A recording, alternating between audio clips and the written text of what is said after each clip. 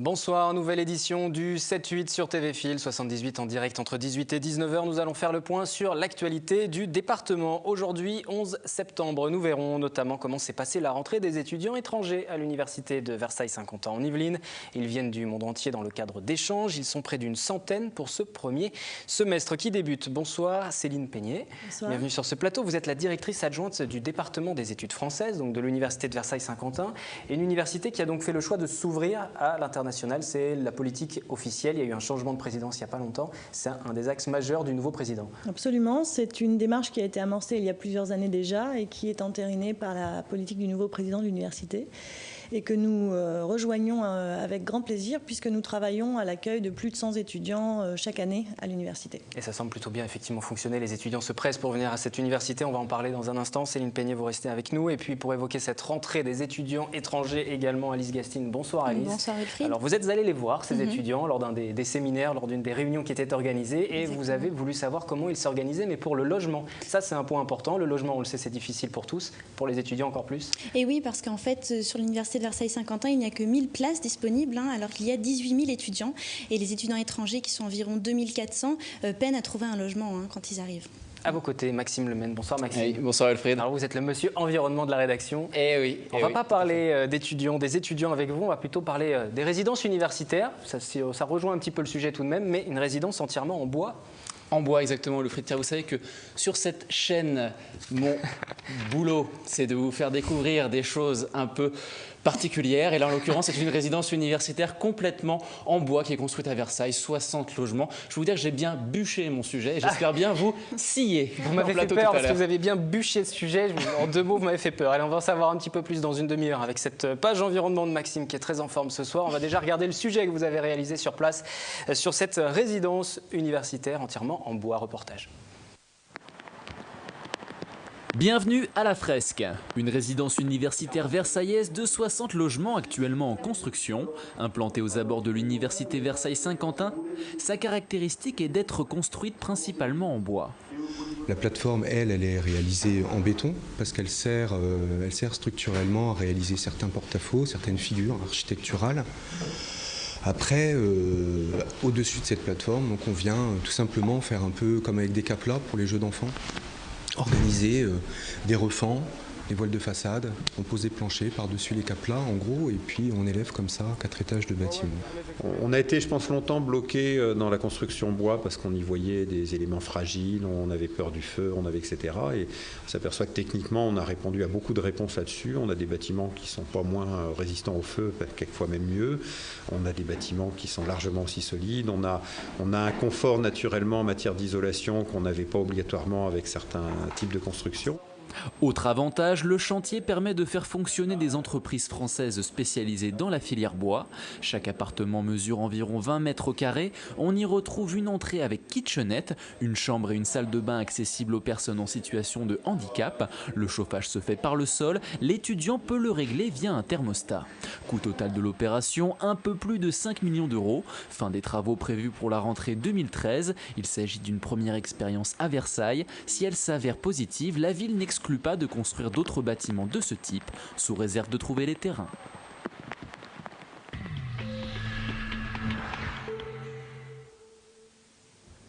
Nous allons revenir sur l'arrivée à l'université de Versailles-Saint-Quentin de 95 étudiants étrangers pour suivre les cours de ce premier semestre dans le cadre d'échanges internationaux. Ils viennent du monde entier pour suivre ces cours. Ils témoignent du rayonnement de l'université yvelinoise dans le monde. Céline Peignet, donc la directrice adjointe du département des études françaises de l'université de Versailles-Saint-Quentin.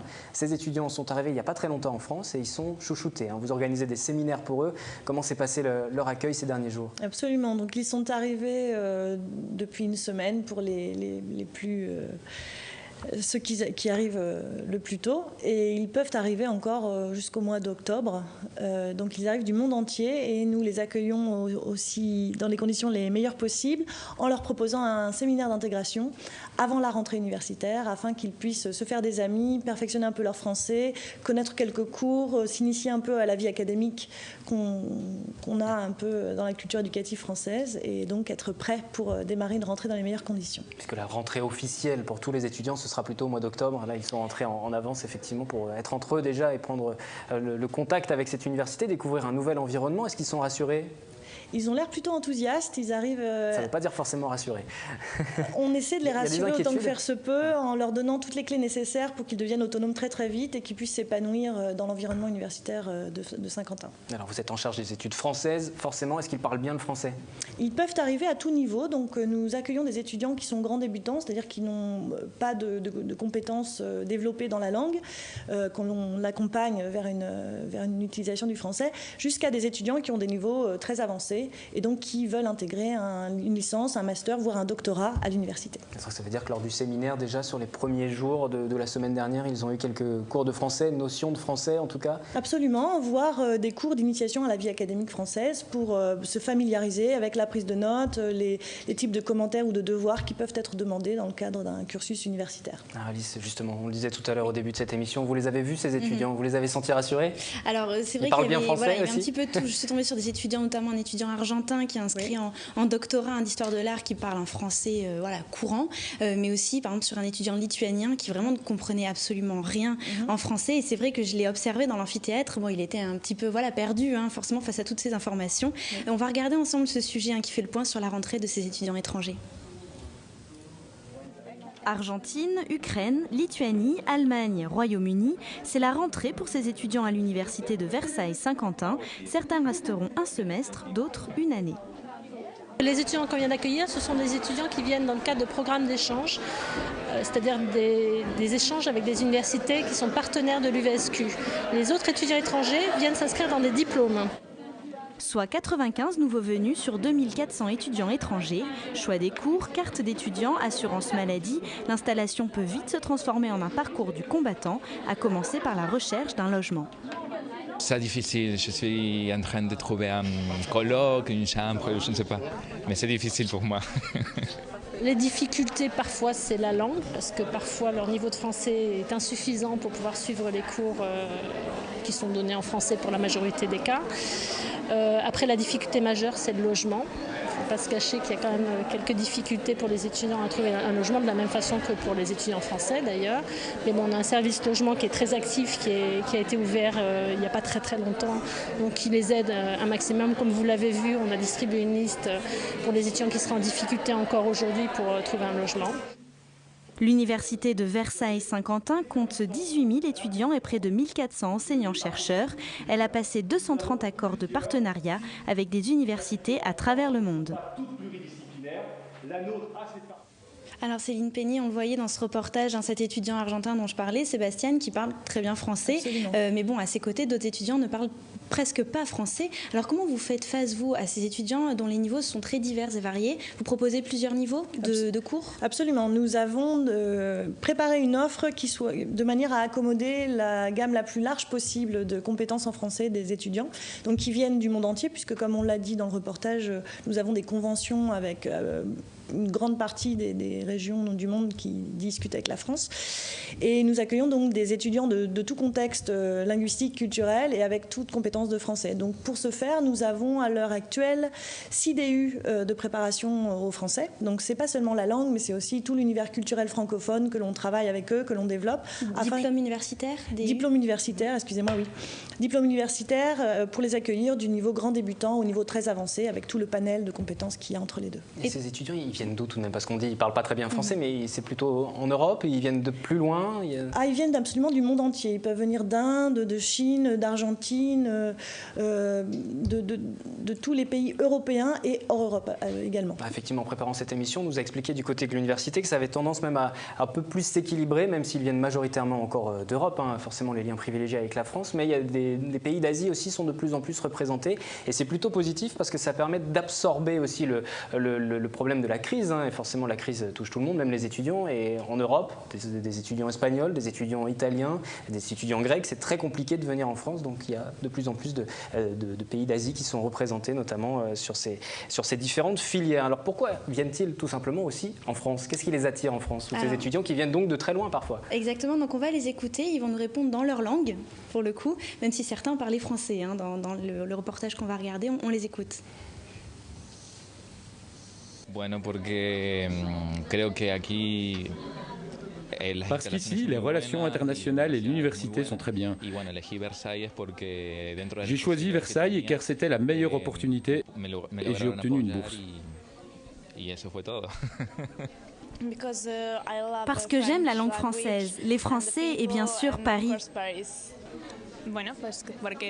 Parce que Paris est une ville très belle et parce qu'il y avait ici beaucoup d'options intéressantes pour me spécialiser en master.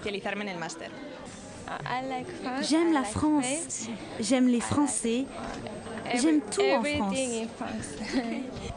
Parce que j'étudie le français et j'aime la culture française. En fait, j'avais l'opportunité d'étudier à Vienne ou à Paris. J'ai choisi Paris pour sa culture et ses grands écrivains. Voilà. Fait Paris, hein.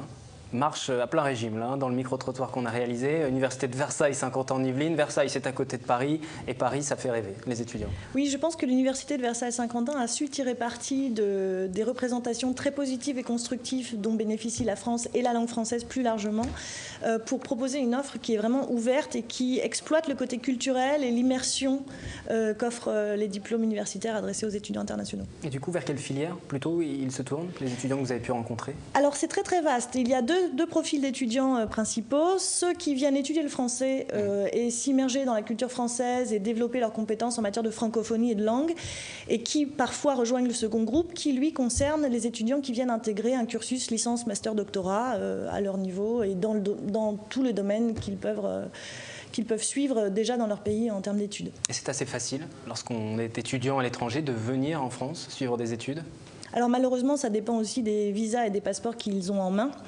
Au niveau de l'accueil, une fois qu'ils peuvent venir en France, on fait le maximum pour que leur vie quotidienne et universitaire soit facilitée. Et la vie quotidienne aussi, c'est forcément se loger. Alice, est-il facile de se loger lorsqu'on est étudiant? J'imagine que non. On y vient et non, il y a quand même beaucoup de difficultés. On rappelait ces chiffres en début d'émission. Seulement 1000 places pour les 18 000 étudiants de l'ensemble de l'université. Il y a 2400 étudiants étrangers. Donc parmi les étudiants que j'ai rencontrés, on va réécouter donc Sébastien, qui nous explique, qui est argentin, qui nous explique les difficultés qu'il a pour trouver un logement. C'est difficile, je suis en train de trouver un coloc, une chambre, je ne sais pas. Mais c'est difficile pour moi. Et dans le même cas, on va écouter cet étudiant lituanien qui, faute de logement, habite à 1h15 de transport de l'université. C'est difficile, car il y a beaucoup de personnes qui ne parlent pas anglais. C'est très dur de trouver un appartement. Je n'ai pas pu avoir de logement universitaire. Je vis à 1h15 d'ici et c'est pas facile. Céline Peignet, est-ce que les difficultés à trouver un logement peuvent handicaper les étudiants dans leurs études ? Je ne saurais dire si ça les handicape dans leurs études, mais il est vrai que de la part du département des langues et des études internationales, de nombreux projets pourraient être facilités si l'offre en matière de logement pouvait être diversifiée et agrandie. Quel genre de projet ?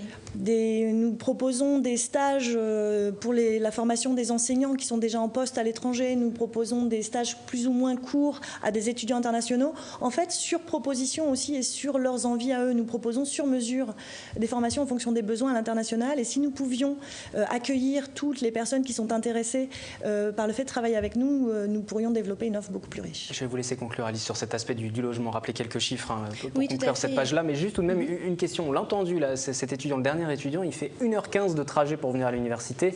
Forcément, vous allez me dire, il y a beaucoup d'étudiants qui font 1h15, mais quand on vient de l'étranger, qu'il faut aussi s'acclimater et qu'on fait 1h15, forcément, la scolarité en pâtit. Est-ce qu'il y a des choses spécifiques qui sont mises en place pour les étudiants? Vous y prêtez une attention plus grande à ces étudiants-là? Disons qu'on essaie de les former à être autonomes et flexibles et de s'adapter aux conditions. Ça fait partie, malheureusement, puisqu'on ne peut pas dans l'immédiat pallier à ce type de questions, on espère qu'ils trouvent un intérêt autrement. Mais ils le savent lorsqu'ils arrivent en France que forcément. Ils ne le savent pas forcément, puisque tout ce qui est de l'ordre de l'implicite culturel n'est pas une évidence à l'international. Aussi bien quand ils viennent en France que quand nous allons à l'étranger parfois, il y a des des allants de soi à déconstruire. On essaie de les accompagner dans cette démarche-là, en espérant bien sûr que cette question des logements puisse aussi... Et les séminaires que vous avez organisés depuis la semaine dernière servent aussi à ça, pas seulement à leur faire découvrir le français, mais aussi pour les acclimater. Voilà.